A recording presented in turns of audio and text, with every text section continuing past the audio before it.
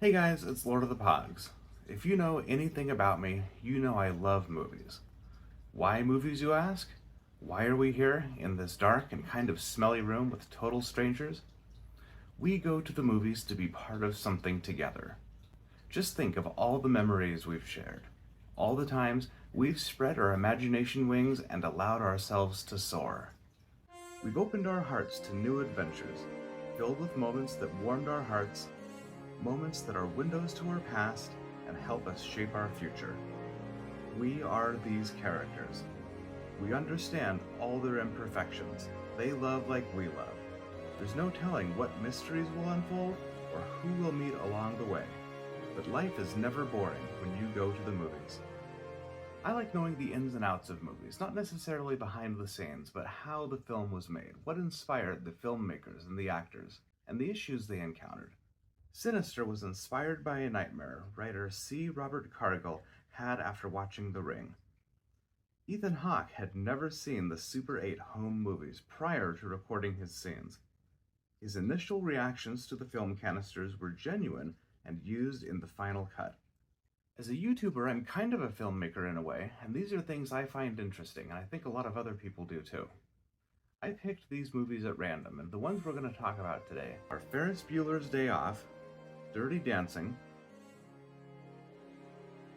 Alien, Field of Dreams, Cannibal Holocaust, The Exorcist, Poltergeist, Rosemary's Baby, and The Wizard of Oz. If you want to skip ahead, then down below, you'll find a chapter selection. You can use this to choose which movie you want to hear me talk about first. To produce the desired effect for his role as a drug addict in the police station, Charlie Sheen stayed awake for over 48 hours before this scene was shot. The character's name is Garth Volbeck. The filmmakers hijacked a real Von Steuben Day parade. They entered a float into the parade and commissioned Lockport Township High School Band to march in front of it. When the parade reached a natural stopping point, Ferris Bueller came out and performed his musical numbers. The construction worker dancing on the scaffolding and many other shots of people dancing in the streets weren't extras in the film, they were people going about their normal day when the scene was shot. Ben Stein, who has a degree in economics, ad-libbed his entire performance. The scenes where Ferris plays the coughing keyboard and the clarinet were completely improvised. The room was designed by John Hughes to be a disorganized mess of pop culture references and other things to represent Ferris's mind. As they were trying to come up with things for him to do, he grabbed a clarinet and a hat, sat down, and started to play. The line, "Never had one lesson," was improvised as well.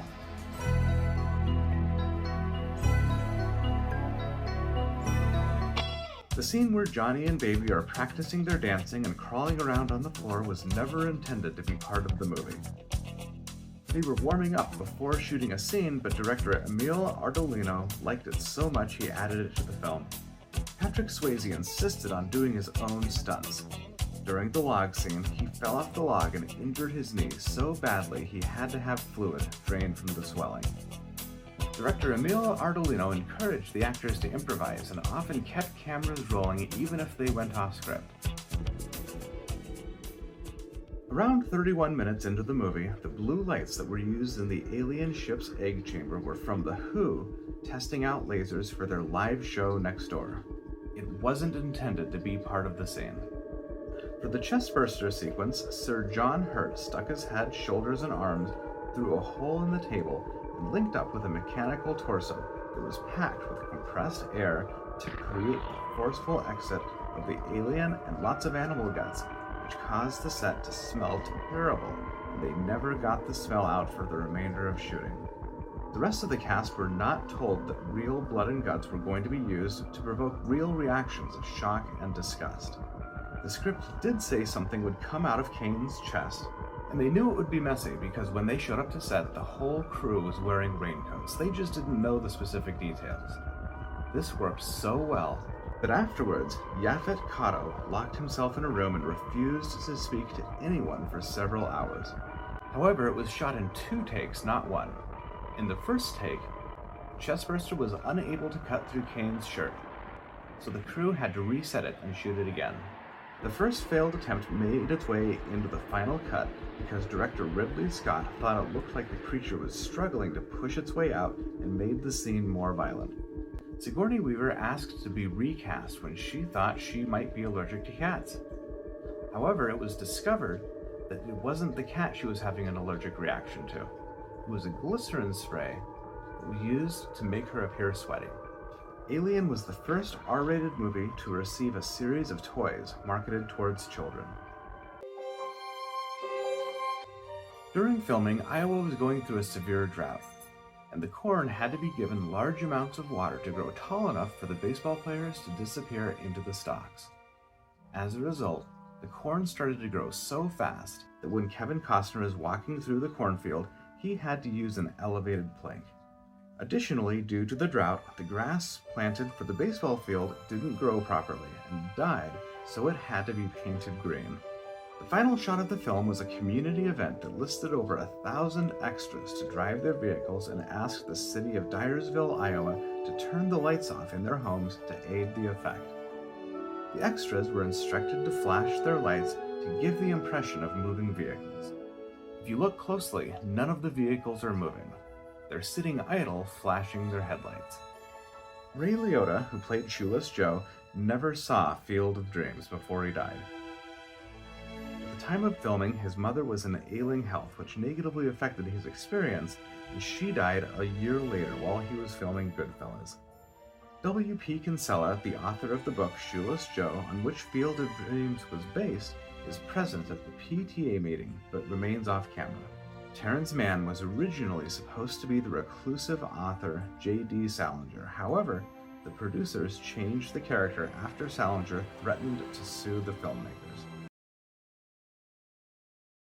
Before filming, the cast signed contracts and non-disclosure agreements agreeing to disappear from the public eye for a full year after the film's release to maintain the illusion that they had died.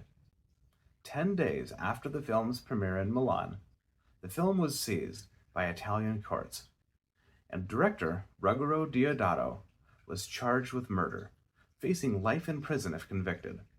Deodato contacted Luca Barbareschi, who starred in the film, and told him to contact Carl Gabriel York, Francesca Giardi, and Perry Perkinen, who played the missing film crew. When the actors appeared in court, the murder charges were dropped. The film was banned in 50 countries. It was released in 1980 and became publicly available in Italy in 1983 after the premiere resulted in a murder trial, and the United States in 1985. It wasn't available in Norway until 2003. Director Ruggero Deodato watched hours of execution footage, including some that showed up in the Faces of Death films, to create the last Road to Hell sequence. The film was rated X when it was released in the United States in 1985. The X rating has been discontinued and replaced with NC-17, meaning no one under 18 is admitted to a theatrical release. Today, Cannibal Holocaust is officially unrated. When Reagan projectile vomits at Father Karras, it was intended to hit him in the chest, but the plastic tube misfired, hitting him in the face. His reaction while wiping away the vomit is genuine.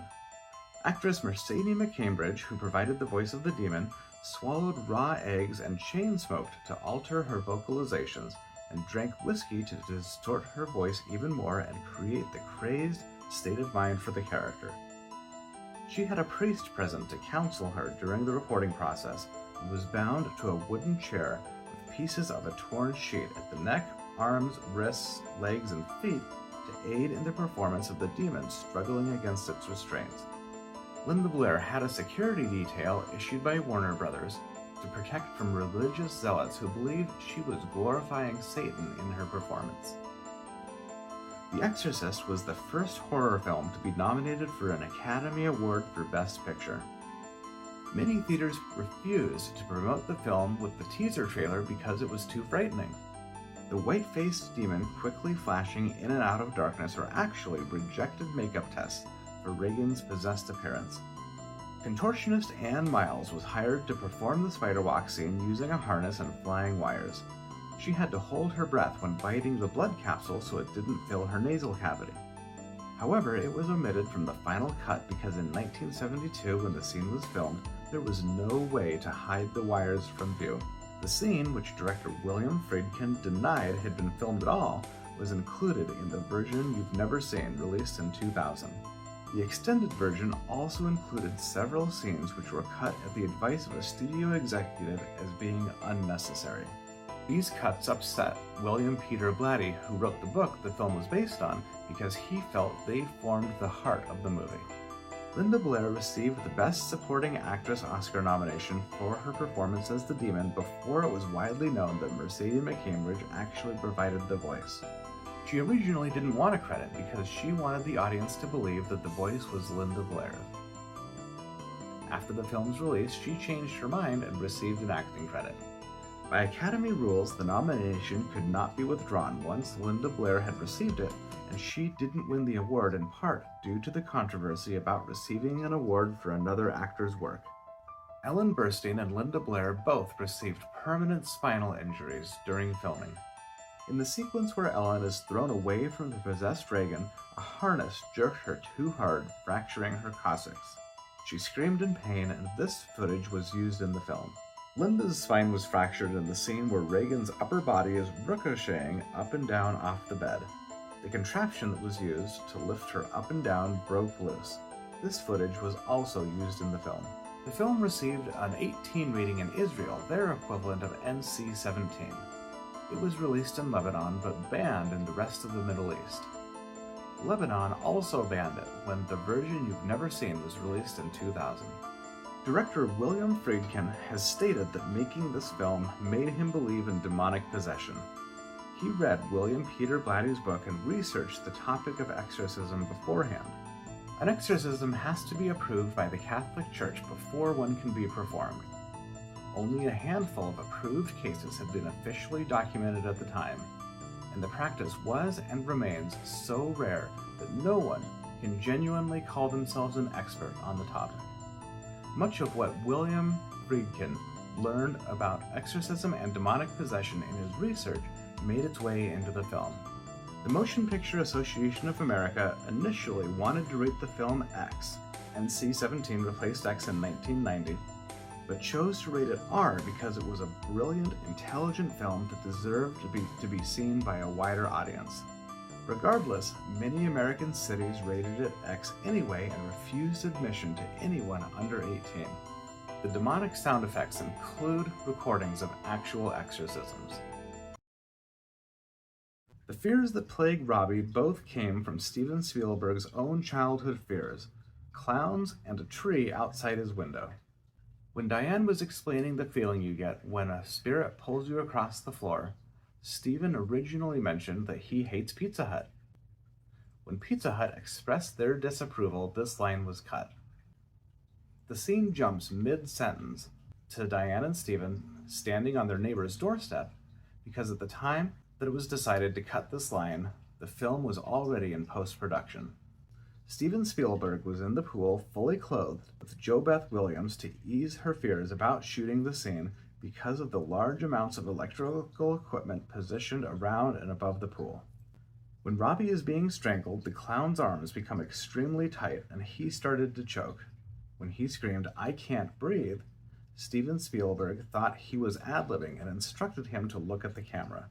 When Spielberg saw Robbins' face turning purple on the video monitor, he removed the arms from Robbins' neck. JoBeth Williams and Zelda Rubinstein both had paranormal experiences during filming.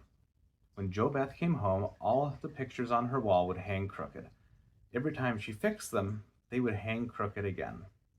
Zelda once had a vision of her dog coming to her and saying goodbye. Hours later, her mother called and told her that her dog had died. The hands that pull the flesh off the investigator's face in the bathroom mirror belonged to Steven Spielberg. Real human skeletons were used in the swimming pool scene since the filmmakers decided it would be too complicated and expensive to get fake ones. They came from a medical and science supply company called Carolina Biological that sells human skeletons for use in medical schools. Toby Hopper had previously done the same in the Texas Chainsaw Massacre, but Jo Beth Williams wasn't made aware of this until after filming had finished. The scene where Diane is attacked in her bedroom by an invisible force was filmed on a rotating stage with a stationary camera to give the appearance that she was being dragged up the wall and across the ceiling.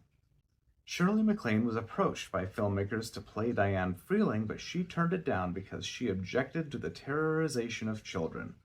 But Steven Spielberg wanted unknown actors to play the Freelings because well-known stars would take away from the sense of realism that he was going for. Poltergeist was inspired by a true story. Yes, it was. Listen to this. The city of Denver, Colorado wanted to build Cheeseman Park in an area occupied by a cemetery and gave the contract to the lowest bidder.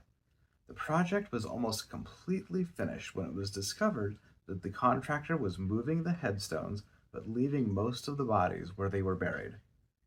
Some bodies were removed from their coffins, dismembered, and placed in child-sized coffins. Today, thousands of bodies remain below the Greek Pavilion on the East End and extend south to 8th Avenue. In 2010, city workers found 3 skeletons while upgrading the park's sprinkler system, and there's an urban legend that when it rains, bones rise to the surface. Poltergeist started as a sequel to Close Encounters of the Third Kind called Night Skies, about a family in the countryside being terrorized by evil aliens. In the original script, one of the aliens befriended the family's youngest child and turned on its own kind to protect the family. This project was abandoned early on, and Steven Spielberg split the concepts of an alien befriending a child and a family being terrorized by supernatural forces into 2 separate films. The other film became E.T., the Extraterrestrial. The scenes where Rosemary walks into traffic were spontaneous and genuine. Director Roman Polanski told Mia Farrow that nobody will hit a pregnant woman. He held the camera while she walked into real oncoming traffic. Rosemary's Baby was one of Stanley Kubrick's favorite movies. William Castle suffered a urinary tract infection while making the film and received hate mail from people who were angry at him for bringing the devil back into the world. He was so convinced that the devil was out to get him that he remained in seclusion for several years. Sharon Tate was Roman Polanski's first choice to play Rosemary before Mia Farrow was cast. Entertainment Weekly listed Rosemary's Baby as the 10th scariest film of all time. Before being cast, Mia Farrow wanted to become a nun. The arched gateway at the south entrance to the Dakota Apartments is where John Lennon was shot by Mark David Chapman in 1980. John Lennon wrote Helter Skelter, which was interpreted by Charles Manson as a message predicting racial culture wars in the United States and motivated him to murder Sharon Tate. Sharon Tate was married to Roman Polanski, who directed Rosemary's Baby. This was the connection that Chapman made as part of this motive.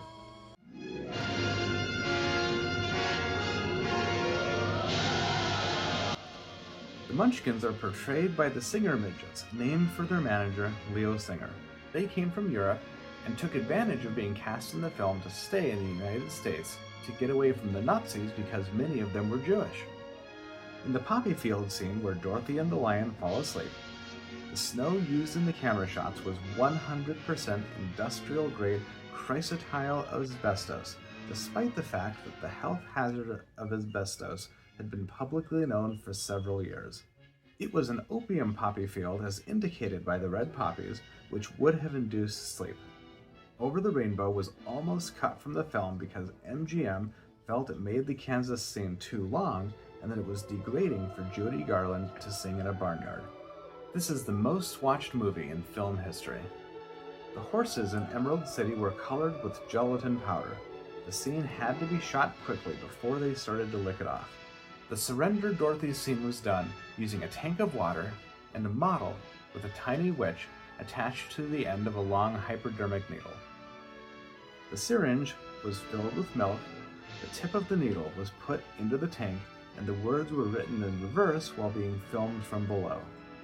There are a striking number of coincidences between the film and the 1973 Pink Floyd album Dark Side of the Moon.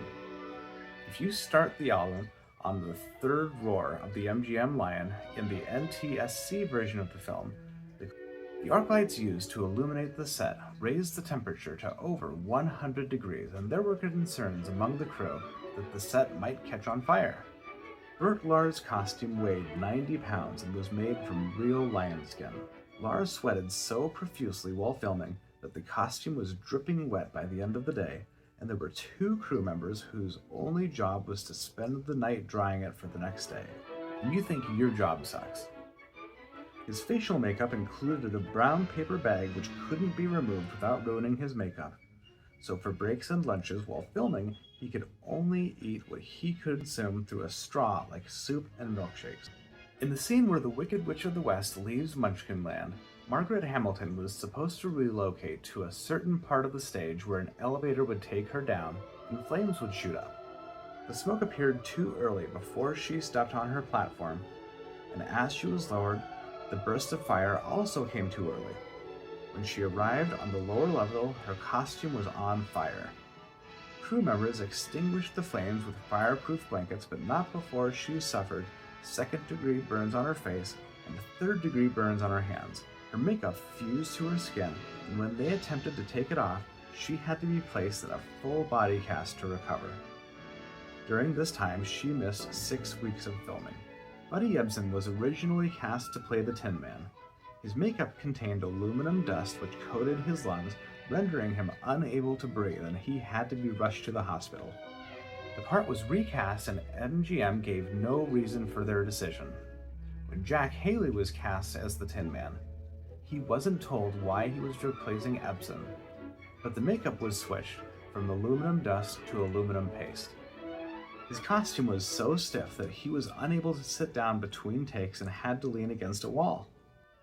At the end of the sequence where Dorothy and the Scarecrow first meet the Tin Man, as the 3 march off singing "We're Off to See the Wizard," there is a disturbance in the trees off to the right.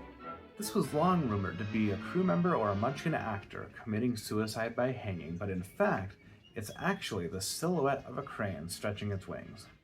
Several large and exotic birds, including storks and a toucan which can be seen in the tree where the witch is hiding, have been allowed to wander the background to give the appearance of mysterious creatures wandering the woods.